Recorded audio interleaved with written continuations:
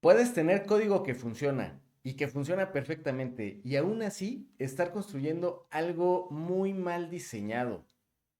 Y ese es uno de los problemas más peligrosos en tecnología, porque cuando tú entregas y todo funciona como se espera, nadie va a cuestionar nada.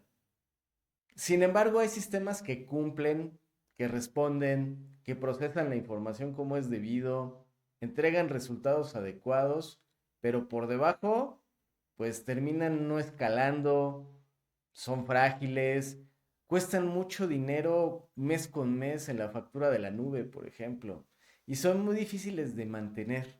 Lo más peligroso es que llegan a ser hasta inseguros. Y es que nadie nota todo eso que está pasando por detrás. Hasta que algo falla terriblemente en producción y adivina qué. Tú eres la única persona a la que van a señalar y a la que van a terminar responsabilizando. Entonces, AWS nos ofrece algo bastante interesante. Se trata de un framework que se conoce como el Well Architected.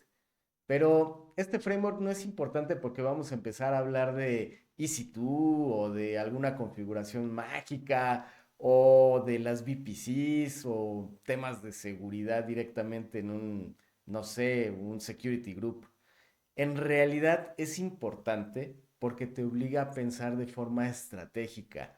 Es decir, te refiere a 6 pilares que son clave para la persistencia de un sistema que no va a estar en una empresa por 2 días, sino por 5 o 10 años y que además va a contar con todos esos atributos de calidad relevantes para hacer que funcione por ese tiempo. El Well Architected Framework de AWS plantea algo muy simple y es que todos deberíamos de estar evaluando lo que construimos desde distintos ángulos, no solamente quedarnos con el hecho de que el desarrollo pues haya cumplido con resultados adecuados basados en las pruebas funcionales. Y esto nos lleva a considerar que un sistema exitoso no solamente funciona desde una perspectiva del procesamiento de los datos, sino que hay que considerar si está bien o mal diseñado. Y eso es algo que no hacen los testers. ¿Cuáles son los 6 pilares que nos obliga a considerar AWS como a manera de checklist y que, vamos, lo hace así porque en muchas ocasiones se pasa por alto esos temas cuando somos developers, pero que al considerarlos, al hacerlos valer, pues nos hacen crecer de una forma muy interesante hasta poder ser considerados como líderes técnicos o managers? Entonces, el primero de ellos es el Operational Excellence. Y en esencia nos hace preguntarnos si este sistema puede operar de forma consistente y además si es lo suficientemente mantenible como para mejorarlo sin romperlo del todo. Desde la perspectiva de security, que es la segunda, nos hacemos la pregunta de si este sistema está protegido o solamente estamos esperando a que un milagro divino haga que nadie lo ataque. Y esto nos lleva a considerar que la información se transmite, se almacena, se produce y además debe de ser destruida de una manera conveniente. El tercer pilar es el de reliability y aquí debemos considerar qué pasa cuando algo falla, porque es verdad, el sistema va a fallar, inclusive AWS falla.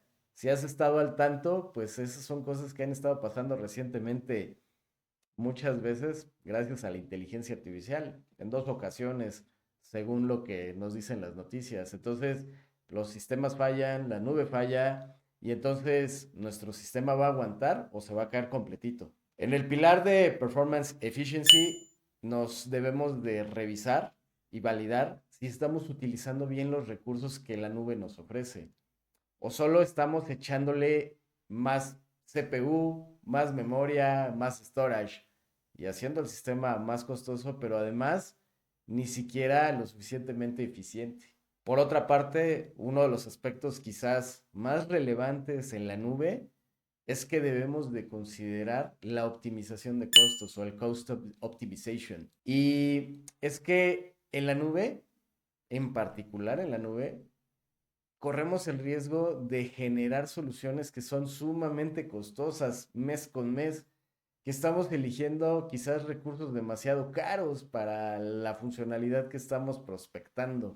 Entonces, ¿estamos viendo la factura o no la estamos viendo? Y si esa factura mensualmente cuesta lo adecuado o podríamos mejorarla. En el pilar de sustainability, ¿estamos construyendo algo eficiente o algo que consume más de lo que debería? Y aquí está lo realmente importante. Este framework no es para memorizar, es para hacerte preguntas que normalmente no te haces y que pueden definir el rumbo de tu carrera, tu crecimiento o tu absoluto fracaso y tener que volver a empezar en algún otro lugar. Bueno, ¿y todo esto qué tiene que ver contigo? Pues es bastante simple en realidad. Imagínate un escenario de ejemplo en donde un developer puede entregar una solución que sí, funciona, hace lo que tiene que hacer. Y eso está muy bien. Pero otro developer recibe el mismo problema, mismo requerimiento y piensa, ¿esto escala? ¿Qué pasa si llega a fallar?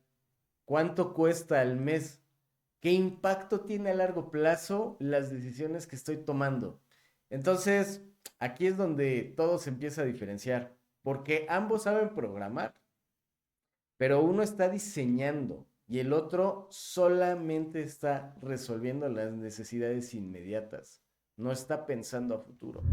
Entonces, una razón para tomarse muy en serio el AWS Well Architected Framework es que cuando empiezas a pensar de la manera que ahí se sugiere, dejas de ser alguien que solo implementa, te empiezas a convertir en alguien que evalúa decisiones y la verdad es que eso termina cambiando completamente cómo te perciben en un equipo, cómo los managers, cómo recursos humanos, cómo la dirección de tecnología o de finanzas inclusive llega a percibirte como un perfil completamente exitoso y que merecería la pena pasar a una nueva responsabilidad.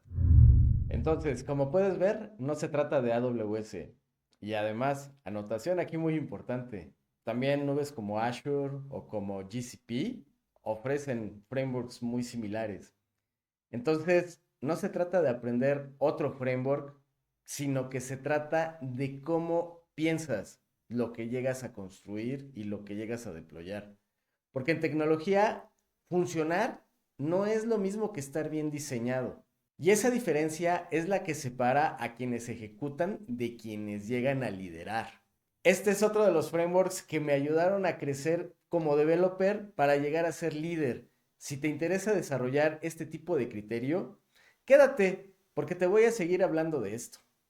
Muchas gracias por tu like, suscríbete, no te cuesta nada, puedes seguir obteniendo información que te va a ayudar en tu paso, en tu carrera, en tu crecimiento. Y para mí será un gran gusto seguirte platicando de estos temas que son cada vez más relevantes. Muchas gracias a todos.